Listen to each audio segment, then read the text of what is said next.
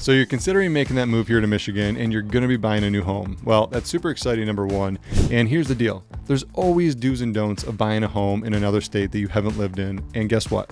Michigan is no exception. There's a ton of do's and don'ts that you want to watch out for when buying a home in Michigan here that may be different from the state that you live in. And we got 7 of those today. So we're going to go over in this video, some do's and don'ts, ultimately to save you guys headaches, to save you guys time and money, and most importantly, save you buyer's regret when buying your home here in Michigan. So make sure you stick around to the end because we're getting after it right now. We're going to cover 7 things to be mindful of and to keep top of mind when purchasing a home or searching for a home here in Michigan. And I just want to preface it with saying none of this information is to scare you off from buying a home here in Michigan. Michigan's a great state with a lot of great cities, a lot of great neighborhoods, and a lot of great suburbs that you can enjoy and lots to do. If you want more information on Metro Detroit or the Ann Arbor area, I've made tons of other videos on this channel just about those type of things, so go check those out.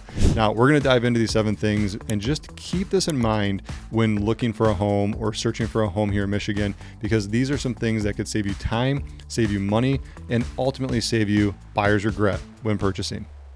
All right, first up, let's dive right into the deep end and talk about basements. Now, I'm starting with this because this is a question that gets brought up quite often when we're talking to people who are moving from out of state that have never had a basement before. And first things first is I just want to put your worries to rest. There's really nothing major to worry about when it comes to basement for everyday life. Now, can things happen in basements that are unforeseen? Of course. There could be unforeseen things that happen in a home in any state, right? And those things are not exclusive to basements here in Michigan. So when we talk about basements, there's some pros and cons that I'm going to go into, but overall, the pros do outweigh the cons. So just know that everybody here in Michigan, 99.9% of people living here have basements. And most people I know absolutely love their basements because it's extra square footage and living space. So a couple of things that you definitely want to pay special attention to when touring homes and having your home inspection. And any good home inspector will point these things out to you, so you don't feel like you have to have a laser eye on every aspect of the basement. This is why you have a home inspection, but you definitely want to look for cracks. You definitely want to look for any evidence of water in the basement. Now, not all cracks are created equal. If you have some horizontal cracks, those may be nothing. Those may just be settling, and those are pretty common in poured concrete basements.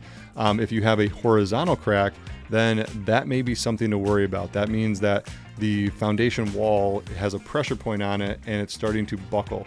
So you definitely want to point that out to any inspector or just be mindful of it. Those are repairable and they can get repaired over time, but it can be costly. The other thing that you want to watch out for is evidence of water in the basement. Now, the worst thing that could happen is that you plan to use the basement as living square footage and you go finish off the basement. You put drywall up, you put carpet or LVP down, you got all your furniture down there, you got your TV hung, and one day you come down there and realize your basement is completely flooded after a hard rainfall. Now, that could cause a lot of damage to the work that you just done. So we want to make sure that's avoided. Now, make sure you inspect the basement foundation. Make sure you inspect, the sump pump, make sure the battery's working on it. You can have a backup battery on it. And then also get your sewer scoped out. Right? Any tree roots in there, any blockage, that can cause backups to the sewer system that will eventually make its way back into the basement itself. So all these things are regular maintenance on the home. If you do have a sewer that runs out to the public sewer, then just get that snaked once a year or get it inspected every couple of years to make sure there's no backups and blockage in those pipes. And then in terms of the foundation itself, if there are cracks in the foundation wall, definitely have those inspected by a professional before finishing off the basement so you can at least know if this is a serious problem or if you need to repair it prior to finishing off the basement. So make sure you do that before you go spending any money on finishing your basement.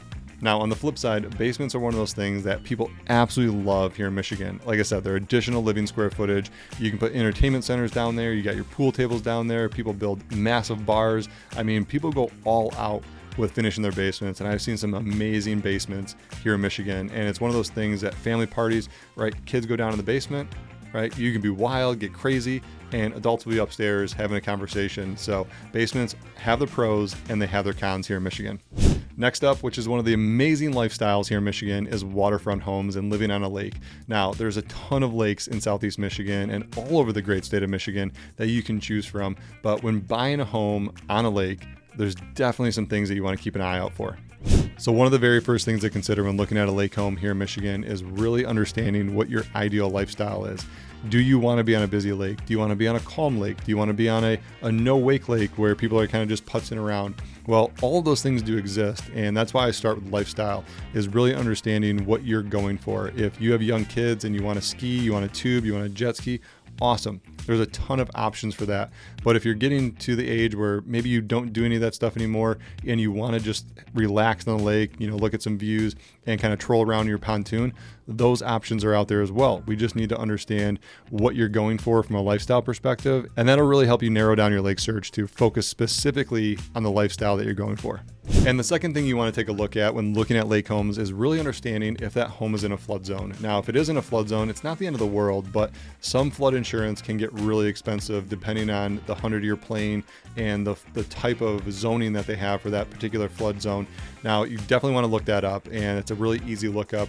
We can get insurance quotes, really easily on those type of things and understand what the cost may be. But if that's an added cost and you're already kind of looking at that and saying, well, we're already kind of stretching, well, just be mindful of that. You may want to look in a different area. If you absolutely love that lake and that's something you want to move forward with, then great. We can get all that information for you, but just something to be aware of. And the last thing on lake homes I just want to mention is really pay attention to the community that you're moving into. If you are looking at lake homes and you are planning on doing some renovations, you are looking to, make some updates, or maybe you're looking to just tear the house down altogether and rebuild, make sure the comps support it. You definitely don't want to be the most expensive home on the lake in that community, because you'll never get your money back if you plan on selling. So really look at the community. Are other people, tearing homes down or rebuilding or making rehabs to homes? Because you got to remember, a lot of the lake homes here in Michigan, they started as cottage communities. Now these cottages have since been really demolished and torn down in certain areas where they built some absolutely beautiful homes. So these lake homes have definitely went through a transition, and you just want to make sure you're not getting into a lake community that hasn't really gained popularity. And that's a clear sign that you may never recoup your money if you do rebuild on that lake. Next up on our list is heating and insulation. Now, this is making the list because we have winter here in Michigan. It does get cold. And the last thing I want is for you to give me a call and say, Eric, I am freezing in my home in Michigan, or I'm cranking the heat up and our energy bill is through the roof. Well, there's definitely some things to watch out for when touring homes and getting your home inspection. And number one is the insulation. Make sure you have proper insulation in the attic. Make sure you have proper insulation in the walls. And you can really kind of determine what insulation they used by the age of the home. And if the home was built around the turn of the century, you may want to consider adding some additional insulation, or maybe the homeowner previously has already done that and you don't have to worry about it. And the last thing you can do to make sure you have your home really well insulated is make sure you have good windows. So if you are shopping for a new home, pay special attention to that. Make sure the windows have been replaced, or if you are looking at a home that needs a lot of updates, you may already be considering replacing those windows, but that's definitely something you want to do to make sure your home is insulated to cut down on energy cost. So next up on our list are garages here in Michigan, and I cannot stress this enough. If you are going to be buying a home, buy a home with a garage. I'm encouraging you to do so. You definitely don't want to be shoveling around your car, cleaning your car up in the winter time, and just getting in it when it's super cold. So if you do have a garage, definitely park in there in the winter time and utilize that. That's a great benefit of homes here in Michigan. I mean, I wouldn't go without it here in Michigan. Both of our cars are in the garage every single day. We get in them. They're still cold, but they're not as cold as sitting outside in the freezing cold. So definitely consider garages. If you are coming from an apartment and you're thinking to yourself like, well, I don't have a garage now, it's not that big of a deal. Trust me, you will thank me later. Just get a house with a garage. Next up are homes with pools here in Michigan. Now, this is a big debate, whether pools increase the value of a home or decrease the value of the home. And I have some data to back this up, and I'm going to go out and just say it. Pools do not increase the value. Now, if you're living in a state like California or Florida, or a state that has pools and they increase the value where it's warm all year round, that's great, right? That's a whole vibe. You can have a backyard oasis. That's absolutely beautiful. Well, that's definitely a vibe here in Michigan too. Pools are still a thing. A lot of people do have them.